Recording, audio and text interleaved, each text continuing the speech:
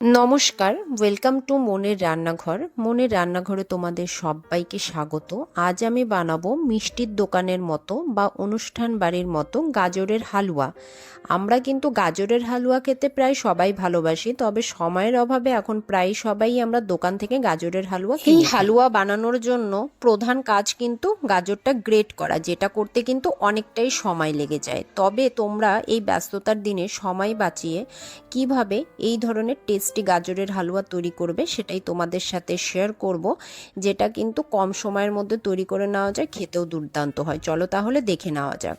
প্রথমে আমি এখানে গাজর নিয়ে নিয়েছি 1 কিলো। তোমরা কিন্তু এরকম একটু লম্বা ধরনের যে লাল গাজরগুলো পাওয়া যায় সেটাই নিবে। হালুয়া বানানোর জন্য কিন্তু এই লাল গাজরগুলোই ব্যবহার করা হয়। আমি এখানে একটু বড় সাইজের গাজরগুলো নিয়েছি, সেক্ষেত্রে আমাদের সময়টা কিন্তু অনেকটাই কম হবে, কারণ পিল করতে অনেকটাই কম টাইম লাগবে। তো এইভাবে সমস্ত গাজরগুলো আমরা ভালো করে পিল করে নিচ্ছি।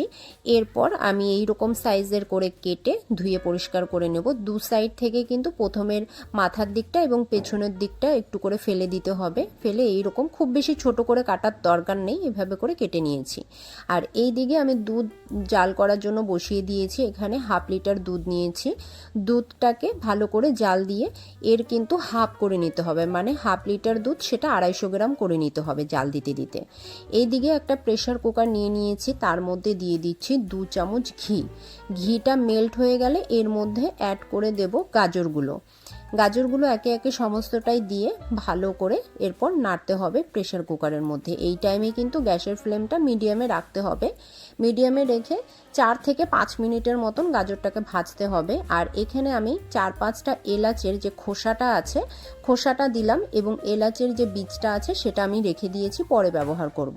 এরপর অ্যাড করলাম খুবই সামান্য পরিমাণে একটু লবণ।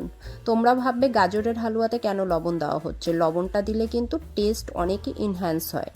এরপর গাজরটাকে ভালো করে নাড়াচাড়া করে প্রেসার কুকারে ঢাকনাটা লাগিয়ে দেব। লাগিয়ে 2টো সিটি দিয়ে নেব, 2টো সিটি দিয়ে বন্ধ করে রেখে দেব। আর এই দিকে দেখো আমাদের দুধটা কিন্তু খুব ভালো করে জাল করা হয়ে গেছে। এখানে আমি কিছু ড্রাই ফ্রুটস নিয়েছি, আমাদের ঘরে যেটা অ্যাভেলেবেল ছিল, কাজু এবং কিশমিশ। এরপর প্রেসার কুকারের স্টিমটা ছেড়ে গেলে ঢাকনাটা খুলে চেক করে নিচ্ছি। দেখো গাজর থেকে কিন্তু কিছুটা জল বেরিয়েছে আর কিছুটা ঘিও আছে। আমরা কিন্তু গাজরের মধ্যে কোনো রকমের জল ব্যবহার করিনি। তোমাদেরকে একটু চেক করে দেখিয়ে দিচ্ছি। দেখো গাজরটা কিন্তু খুব সুন্দরভাবে সেদ্ধ হয়ে গেছে।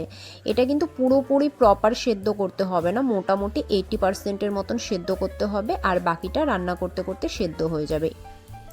এরপর একটা হাতার সাহায্যে এইভাবে করে গাজরগুলো একটু ভেঙে ভেঙে দিতে হবে। একবারে কিন্তু পুরো গাজরটা তোমরা কখনোই ভাঙবে না, হালকা হালকা করে ভাঙবে, আর বাকি রান্না করতে করতে পুরোটা ম্যাশ হয়ে যাবে। এরপর এখানে অ্যাড করে দেব যে দুধটা আমরা জাল করে রেখেছিলাম, সেই দুধটা দিয়ে দিলাম, দিয়ে গাজরের সঙ্গে খুব ভালো করে মিশিয়ে নেব। তোমাদের যেটা দিয়ে সুবিধা হয়, খুন্তি বা হাতা, বা তোমরা চাইলে বাড়িতে যে ডাল ঘোটার জন্য যে ডাল ঘুটনি থাকে সেটাও তোমরা ব্যবহার করতে পারো। আমাদের বাড়িতে এই ডাল ঘুটনিটা ছিল, আমি এটা দিয়েও একটু ম্যাশ করে নিচ্ছি। তোমরা চাইলে এখানে ম্যাশারও ইউজ করতে পারো। তো এটা দিয়ে আবারও আমি কিছুটা গাজর একটু ভেঙে দিলাম। পুরো একবারে ম্যাশ করবে না, কিছুটা করে ম্যাশ করছি আর কিছুটা করে করে রান্না করছি।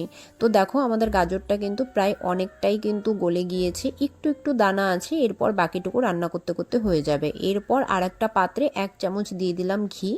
এর মধ্যে অ্যাড করে দিলাম প্রথমে কাজুটা আমি একটু কেটে নিয়েছি। কাজু বাদামটা 1 মিনিটের মতন একটু ভাজা ভাজা করে নেব। এরপর অ্যাড করে দেব কিশমিশটা দিয়ে আবারও 1 মিনিটের মতন একটু ভাজা ভাজা করে নেব।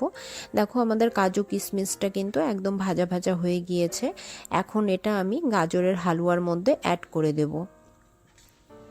এরপর বাদামগুলো এবং কিশমিশটা দিয়ে আবারও হালুয়ার সাথে মিশিয়ে নিয়েছি। এই টাইমে কিন্তু গ্যাসের ফ্লেমটা সবসময় মিডিয়াম টু লোতে থাকবে, এইভাবে করেই রান্না করতে হবে। এরপর আমি এর মধ্যে অ্যাড করে দেব এলাচের যে আমি বীজটা বের করে রেখেছিলাম, ওটা ভালো করে গুঁড়ো করে নিয়ে হালুয়ার মধ্যে অ্যাড করে দিলাম। এটা শেষের দিকে মেশালে তাহলে ফ্লেভারটা খুব সুন্দর থাকে। এরপর আবারও সমস্ত উপকরণগুলো একসঙ্গে মিশিয়ে নিলাম। এরপর অ্যাড করে দিলাম চিনি। এখানে আমি 150 গ্রামের মতন চিনি ব্যবহার ব্যবহার করেছি। এখানে তোমরা তোমাদের পছন্দ মতো মিষ্টির পরিমাণটা বাড়িয়ে বা কমিয়ে নিতে পারো, এবং গাজরের কোয়ালিটির উপরেও কিন্তু ডিপেন্ড করে যে কতটা চিনি লাগবে, সেটা তোমরা তোমাদের মতন বুঝে নিও। এরপর এখানে অ্যাড করে দিলাম 1 চামচ দেশি ঘি।